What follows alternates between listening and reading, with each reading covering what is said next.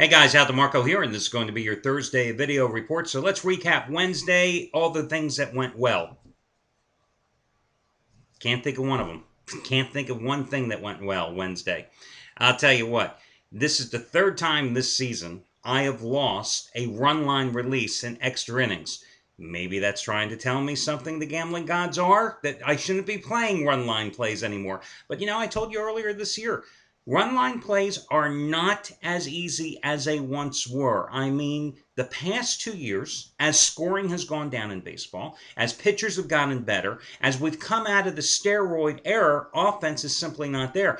I was reading something, I think it was maybe in Sports Illustrated a couple of weeks ago, that through games early in June, nearly 48% of them have been decided by 2 runs or less. I think that's what it was, but it wasn't a surprising fact because, again, scoring is down. So last night I had the Phillies. Of course, they fell down early, 4-2. Bottom of the ninth inning, they come up, they rally, they tie the game, and I'm going, I cannot tell you the last time I won a run line play in extra innings, and I didn't last night either, as the Phillies won 5-4. But again, no dwelling on the losers. I thought it was a solid play. There was no way I was going to lay 195 with the Phillies. Should I have, as I mentioned in my analysis, perhaps taken the Phillies in the opener, that doubleheader, which they won 8-1 against Florida? Oh, yeah, that may have been a good choice, but hey, it is what it is. Guys, I've got a money-saving discount coupon code coming your way in just a moment, and I also have a free pick on Arizona and San Francisco. Free winner last night. How easy were the Yankees? A couple of handicappers that are red hot. Just want to point out, Trace Adams, highest rated baseball play of the season going today. Normally a 1,000 star release is his highest rated play. This is a 2,000 star play. One of those plays he calls a lead pipe lock. And it's his third in a row, guys. He had one on the Mavericks over the Heat last Thursday in game number 5. Had one on the Mavericks on Sunday out right at Miami in game number 6. And this play matches the strength of that one. Again, that is a 2,000 star play from Trace Adams, and it goes on the nighttime card. You might also want to check out his pay after you win releases. He's won 8 of the last 11. And remember, if he doesn't win, you don't pay. It's as simple as that. Couple guys with big plays on the afternoon card as well. Scott Delaney hit a 100-dime play last night on Toronto over Baltimore. 100-dime revenge route of the year. It is an afternoon game, one of your daytime games today. He has a team that he likes to win by 5 runs in this one. So, again, that goes on the early card. Also, Jeff Benton. His biggest play of the baseball season has been a 75-dime release. He just had a 75-dime play, his first of the season on Saturday. It was the Yankees in a 4-0 run line win over the Indians in the Bronx. Today, 75-dime winner number 2 in a row on the White Sox and Twins. I mention it because that game goes at 1:10 Eastern time, so you might want to check that out. Also, kudos going to Chuck O'Brien, who has been the winningest handicapper at this site over the past year, dating back to last summer. 780 dimes net profit in baseball alone, which means if you had bet $10 per unit he released, you've won nearly $8,000 since last summer. He's up 295 dimes in baseball alone the past 10 days, and he's coming off that big sweep yesterday, so congratulations to Chuck as well. Your money-saving discount coupon code, it's going to be STRIKE15. STRIKE15.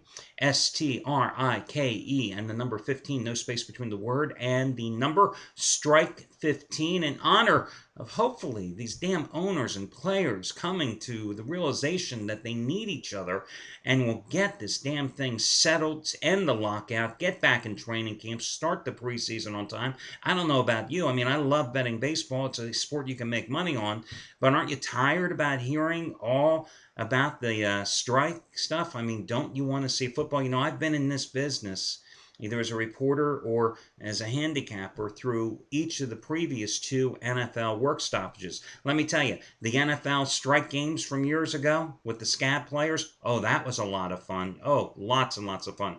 Jesus, I did much better betting the XFL and the USL. What was it? UFL? United States Football? USFL. God, I missed the USFL. I got to tell you guys, that's how sick I was. I used to bet so much in the USFL. I think that Jim Kelly and the Houston Gamblers, they personally could have funded my college experience. It didn't matter what the line was, just bet on the Houston Gamblers in those days. The XFL, Remember that ill-fated league that NBC ran in conjunction with, what was it? One of those wrestling organizations that used to have the Saturday night games.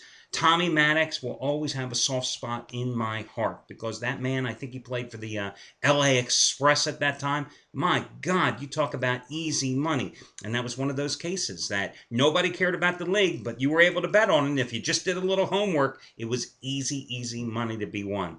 Okay, so Strike 15 is going to be your coupon code. Hey, did you see what's going on in Vancouver after Boston wins the Stanley Cup last night? I mean, don't you people in Vancouver have anything better to do? I understand it's only a select few of you that felt compelled to go set fire on things, overturn cars, dance on the overturned cars, kick out windows in department stores, throw beer bottles at big screen TVs. I understand there's only a few of you that are rioting out there, but my God, it's just the damn Stanley Cup. What the hell is wrong with you people in Vancouver? Never been to Vancouver.